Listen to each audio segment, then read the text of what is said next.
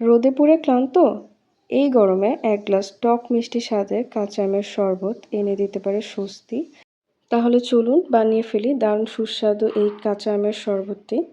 গাছ থেকে সেদিন অনেকগুলো কাঁচা আম পেড়েছিলাম। আমগুলো ধুয়ে ছিলে এবার টুকরো করে নেব। কাঁচা আমের শরবত একদিকে যেমন শরীরকে ঠান্ডা ও সতেজ করে, অন্যদিকে এতে রয়েছে প্রচুর পুষ্টিগুণ যা আমাদের জন্য খুবই উপকারী। একটি ব্লেন্ডার জারে পছন্দ মতো টুকরো করে কাঁচা আম নিয়ে নিলাম। এবার দিয়ে দিলাম কিছু পুদিনা পাতা, দিয়ে দিব সামান্য জিরা গুঁড়ো। এবার পরিমাণ মতো চিনি দিব। আমি এখানে 2 টেবিল চামচ চিনি দিয়েছি, আপনারা আপনাদের পছন্দ মতো দিয়ে দিতে পারেন। সামান্য লবণ, দিয়ে দিব একটা কাঁচামরিচ।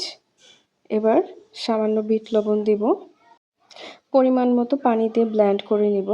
এবার একটি গ্লাসে কয়েক টুকরো বরফ দিয়ে শরবত ঢেলে নিব। ব্যাস তৈরি হয়ে গেল আমাদের দারুণ সুস্বাদু কাঁচা আমের শরবত। ভিডিওটি ভালো লাগলে আমাদের ইউটিউব চ্যানেল জ্যোৎস্নার হেসেলে একটি সাবস্ক্রাইব করে দেওয়ার অনুরোধ রইল। ধন্যবাদ।